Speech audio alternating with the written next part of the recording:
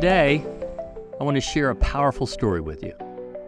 The story is about each of you, each of us. It's the most powerful story in healthcare. It's the story of medical innovation. While it started hundreds of years ago, today I just want to go back 50. Exactly 50 years ago, AdvaMed opened its doors with the mission of creating a policy environment that allows you and your companies to be successful at what you do, improving and saving lives.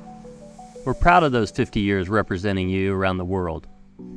A look back over the past half-century shows how much we have to be proud of. Think about it. When AdvaMed opened its doors in the fall of 1974, the CT scan was only 2 years old. The first insulin pump was less than a year old. There was no such thing as an MRI or a cochlear implant or a stent. CMS didn't even exist, and the FDA budget was only a fraction of what it is today. It was truly a different world. And the progress we've made since then has been astonishing.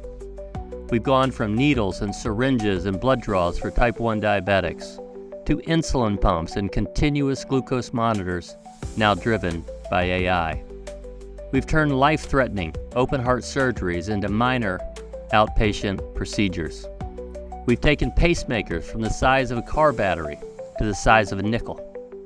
We've moved from craniotomies, literally removing the skull to treat brain aneurysms, to treating them without even touching the hair on a patient's head.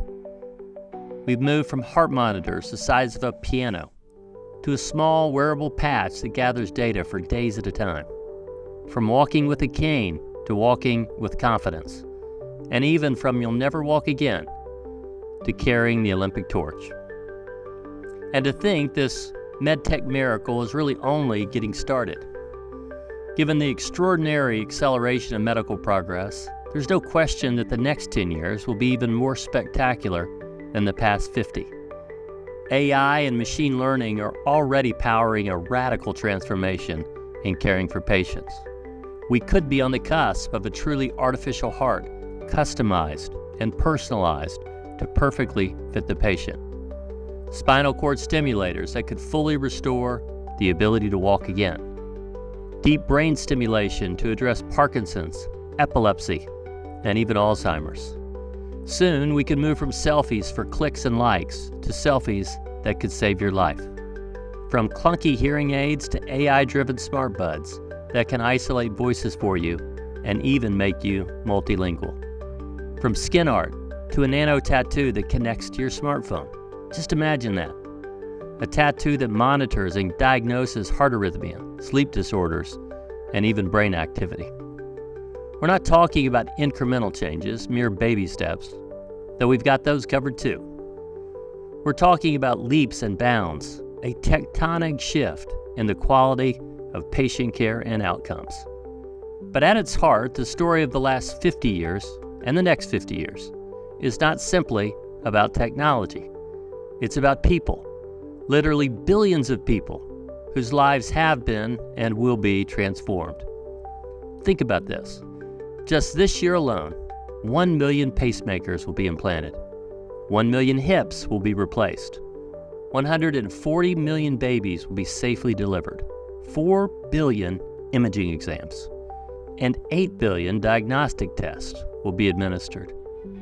But behind every one of these numbers is a son, a daughter, a mother, or a father. Each of them thriving because of medtech, because of you. We're empowering the next generation of medicine in every setting, from the minute clinic to the hospital, from the operating room to the living room. And given the tremendous impact our industry is having on so many lives, I'm reminded that we're far more than what we do and far greater than how we do it. So let me close with this thought. When someone asks, what do you do? How do you answer that question? Do you say you develop software for a medical device company? That you're in medical device sales? That you lead an R&D team for a medtech enterprise? Because if you do, let me suggest a more powerful story. You don't simply develop software for a medical device company. You work for a company that is fundamentally improving the lives of people suffering from diabetes all around the world. You don't just work in medical device sales. You work for a company that develops artificial heart valves that add decades to the lives of millions of people every year. You don't just work in medtech R&D.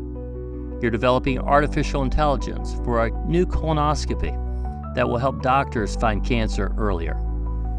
We are in the business of saving and improving lives. We're the backbone of our healthcare system. We're the MRI, the heart valve, the CGM. We're the spinal cord stimulator, the diagnostic test, the hip, the shoulder, and the knee replacement. So, when we tell our story, we should lead with the most powerful one we can tell. The story of patients whose lives would be more difficult, more painful, and perhaps a lot shorter without you.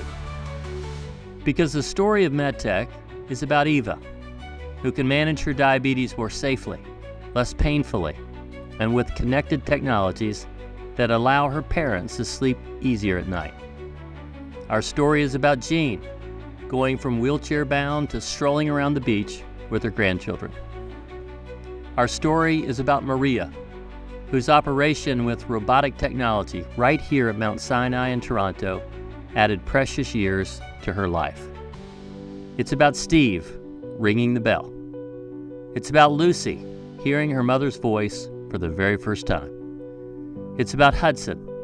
It's about Hakeem and Liam and Charlotte and Olivia and Sarah.